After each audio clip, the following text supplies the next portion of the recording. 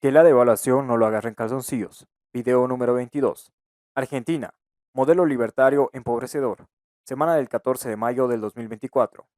El mito de la prosperidad argentina. ¿Cuán sostenible era la prosperidad argentina de hace un siglo? El presidente Milei debería considerar que la teoría económica no se reduce a la escuela austriaca. Ignorar otras corrientes de pensamiento, como la escuela histórica del cambio institucional de Douglas North, Premio Nobel de Economía en 1993, sería un grave error. Este autor hace notar que Argentina se encontraba por debajo de grandes imperios industriales como Gran Bretaña y Francia, de países de inmigración, como Estados Unidos de Norteamérica y Canadá, encontrándose a la saga del pelotón de las 10 economías más ricas junto a Australia.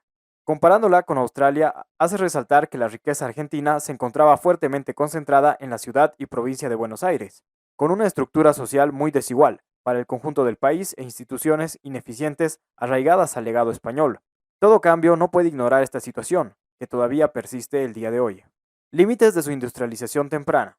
La época dorada de Argentina estuvo dominada por la explotación extensiva de recursos naturales, en un contexto de abundancia de tierra fértil, la pampa y la llegada masiva de fuerza de trabajo clasificada a través de la inmigración, pero no de industria, que era prácticamente inexistente. Nunca hubo un diseño oficial de desarrollo industrial, y la industrialización temprana de las décadas de los 30, 40 y 50 fue motivada esencialmente por la sequía de importaciones que se produjo, primero debido a la Gran Depresión de 1928 y posteriormente a la Segunda Guerra Mundial. La limitante de partida de esta industrialización fue el mercado interno, que no soportaba escalas de producción competitivas, una vez que estas barreras artificiales al comercio desaparecerían. Lo lamentable fue que cuando vino la estrategia de la CEPAL, el remedio fue peor que la enfermedad. Paradoja de un país de clase media dentro de una sociedad fracturada.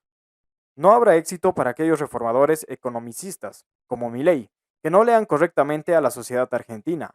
Primero se debe resolver la paradoja de un país con una clase media vigorosa en una sociedad estructuralmente fracturada, con el agravante del achicamiento constante de esta clase media. La respuesta es sencilla. La inmigración trajo capital, fuerza de trabajo y talento empresarial, pero no alteró la esencia de las estructuras sociales e institucionales públicas, heredadas de la colonia española, que más bien acabaron de corromperse con la adopción de formas italianas, mafiosas que trajo el experimento fascista de Perón. La Constitución de Alberdi propuso la emergencia de una clase media con salud y educación pública universal, en un contexto de bonanza, pero no atacó las raíces de la desigualdad social, verdadero determinante de la pugna política histórica. Los libertarios y su idea automática de la reactivación económica. La reactivación económica en el imaginario libertario. Ahora que Milei está empantanado en las profundas aguas de una fuerte contracción de la actividad económica, disminución del empleo, pérdida del poder adquisitivo de los todavía asalariados e índices de pobreza galopantes, la pregunta pertinente es si las premisas libertarias serán suficientes para lograr la tan esperada reactivación económica, cada día menos probable en B y eventualmente en L, y si ésta será creadora de empleo. Acorde a los paradigmas tecnológicos de la economía del conocimiento, inclusiva y sostenible, el discurso gubernamental parte de premisas falsas. Argentina no era la economía más próspera y avanzada hace un siglo, y la economía internacional. Los procesos de industrialización ni el punto de partida no son los que regían cuando se elaboraron las tesis libertarias. Ya no es suficiente con repetir el dogma y esperar que se desaten los espíritus animales del mercado. Los límites de Milei y los libertarios. La recesión económica tumbará el dogmatismo de Milei, tal vez no a su gobierno, si logra reconstruir sus políticas a tiempo. Si de algo va a servir este experimento será mostrar que la economía y la política no son para aficionados, lamentablemente a un altísimo costo para el pueblo argentino. El discurso libertario centrado alrededor del equipo fiscal ha quedado rápidamente corto de instrumentos de política, no solo para transformar la economía argentina, sino hasta para controlar la inflación. Caputo navega en el mar de improvisación financiera, dando rienda suelta a los espíritus animales de la especulación.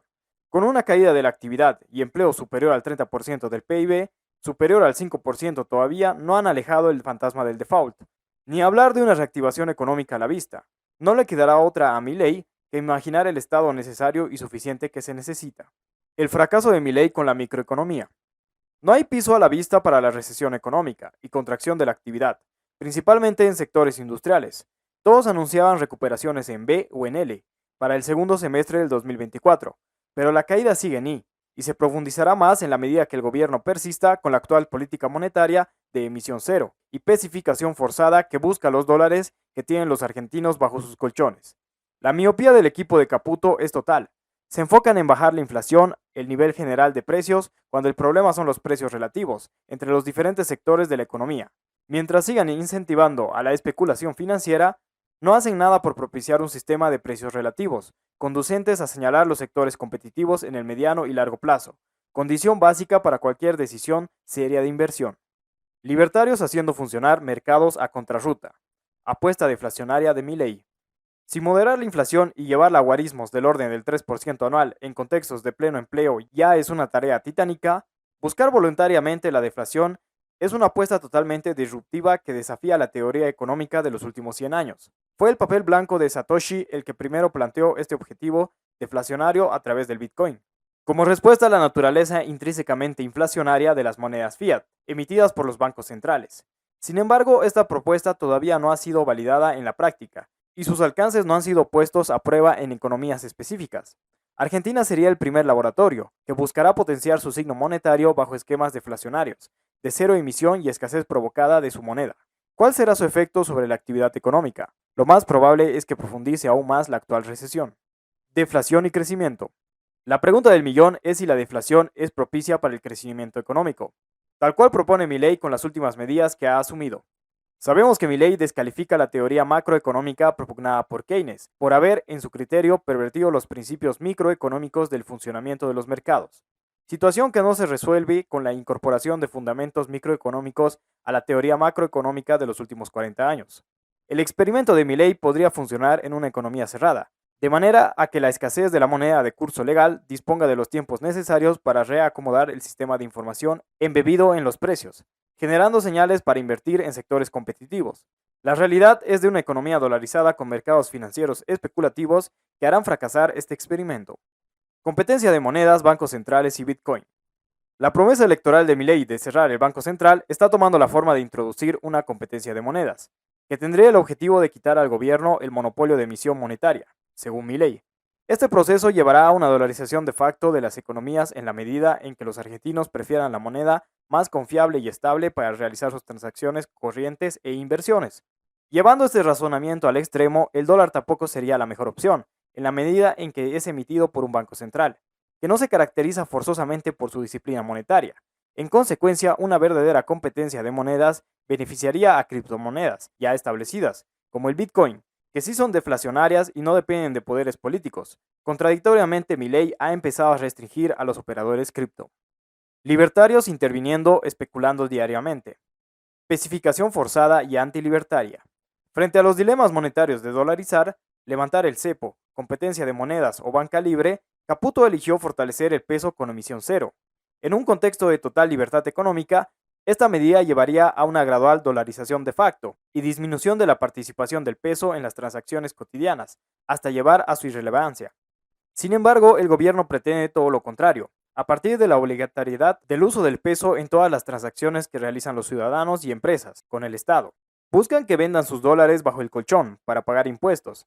A todas luces, esta política es la antítesis de cualquier postulado de la escuela austriaca y la ideología libertaria que pregona Milei y sus seguidores. Al final, el peso igual irá perdiendo relevancia y la obligación de utilizar pesos se asimilará a un impuesto adicional, todo un contrasentido. Fracaso de las desdolarizaciones forzadas.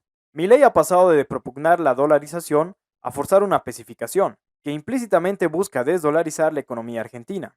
Todo un contrasentido que muestra las grandes limitaciones de posiciones dogmáticas en economía.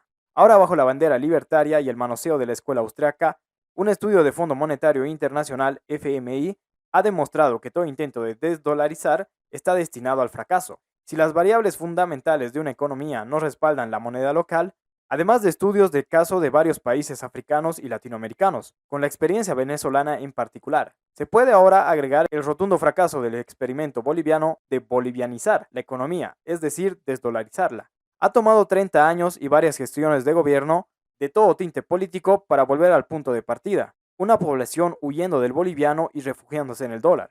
Caputo también fracasará en su pacificación. La pacificación forzada profundizará la recesión.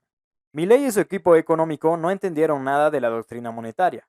Mientras son unos fervientes creyentes que la emisión monetaria produce inflación, razón por la cual acaban de implementar una política de cero emisión en su lucha contra la inflación, creen que la disminución en términos reales de la base monetaria va a fortalecer el peso e incentivar la inversión para provocar la tan esperada reactivación económica.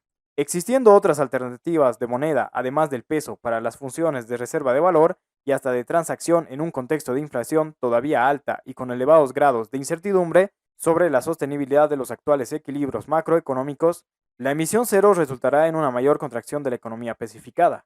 Paradójicamente, la pesificación de Caputo y Bausili acabarán dolarizando la economía, pero a la mala.